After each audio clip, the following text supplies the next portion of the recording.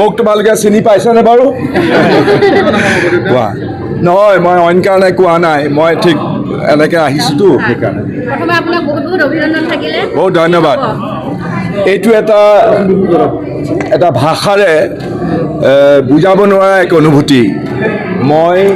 মোৰ বহুতো জীৱনত কঠিনতম সিদ্ধান্ত গ্ৰহণ কৰিছোঁ কঠিন সিদ্ধান্ত গ্ৰহণৰ পৰা মই কেতিয়াও পলাই নুফুৰোঁ কিন্তু এইটো এটা সিদ্ধান্ত মই জীৱনত লৈছিলোঁ আৰু বিজেপি দলৰ প্ৰতিজন কাৰ্যকৰ্তা প্ৰতিজন কৰ্মী তৃণমূলৰ পৰা বিশেষকৈ দিছপুৰ বিধানসভা সমষ্টিৰ যি বিজেপি পৰিয়ালৰ সমূহ সদস্যলৈ মই মোৰ ধন্যবাদ আৰু কৃতজ্ঞতা জ্ঞাপন কৰিছোঁ কাৰণ মই একেবাৰে মূৰামূৰি সময়ত মোৰ হাতত মাত্ৰ 14 দিন সময় আছিলে নিৰ্বাচনলৈকে এই 14 দিন সময়ত দিছপুৰৰ দৰে এটা বিশাল সমষ্টিত মই প্ৰচাৰ কাৰ্য চলোৱা বা মানুহৰ লগত যোগসূত্ৰ স্থাপন কৰাটো সম্ভৱ নহ'লহেঁতেন যদিহে বিজেপিৰ দৰে এটা সুসংহত এটা ইমান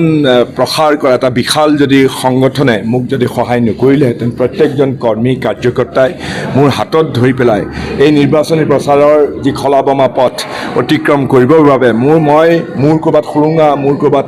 আঁসোৱাহ থাকিলে তেওঁলোকে প্ৰত্যেকেই আহি পেলাই মোৰ এই সম্পূৰ্ণ সুৰুঙাবিলাক তেওঁলোকে মাৰি তেওঁলোকে মোক আগুৱাই লৈ গৈছিলে গতিকে মই আজি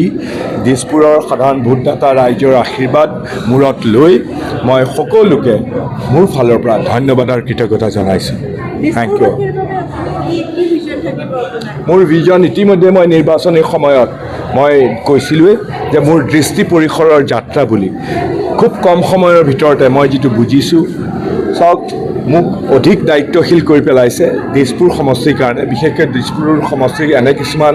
সমস্যা আছে বহু বছৰৰ পৰা মানুহে কিছুমান এলেকাৰ মানুহে ভুগি আহিছে বানপানীৰ সমস্যা আছে মাটিৰ পট্টাৰ সমস্যা আছে খোৱা পানীৰ সমস্যা আছে বিভিন্ন ধৰণৰ সমস্যা আছে গতিকে এই সমস্যাবিলাকতো ৰাতিটোৰ ভিতৰতে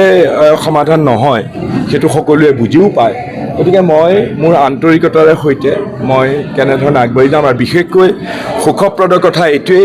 যে ডাক্তৰ হিমন্ত বিশ্ব শৰ্মাৰ দৰে এজন সাহসী সিদ্ধান্ত ল'ব পৰা ব্যক্তি অতি উদ্যমী তেওঁ উন্নয়ন পিপাসু কাৰ্যসূচী তেওঁৰ আৰু এইবিলাক কাৰণত তেওঁৰ উদ্যম আৰু তেওঁৰ নেতৃত্বত মই ভাবোঁ যে মই সহযোগ কৰি পেলাই দিছপুৰ সমষ্টিটোৰ যিবিলাক দীৰ্ঘকালীন সমস্যা আছে সেইবিলাক সমাধান কৰিবলৈ মই যৎপৰো নাস্তি চেষ্টা কৰিম থেংক ইউ বহুত বহুত ধন্যবাদ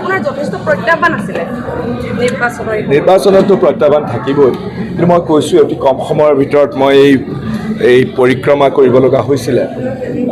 আৰু তাৰোপৰি বিভিন্ন ধৰণেৰে মোক আক্ৰমণ কৰিছিলে কংগ্ৰেছ দলৰ প্ৰাৰ্থীগৰাকীয়ে বিভিন্ন ধৰণে বা বিজেপি দলৰ যিজন এজন ব্যক্তি আছিলে পিছত গৈ পেলাই নিৰ্দলীয়ভাৱে কৰিলে তেওঁলোকে মিলি পেলাই ভাবিছিলে যে এইবাৰ তেওঁলোক জিকিব কিন্তু ডক্টৰ হিমন্ত বিশ্ব শৰ্মাৰ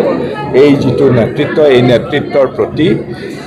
দিছপুৰৰ সাধাৰণ ভোটদাতা ৰাইজে বৰ শক্তিশালীভাৱে আস্থা প্ৰকট কৰিছে গোটেই অসমৰ লগতে গতিকে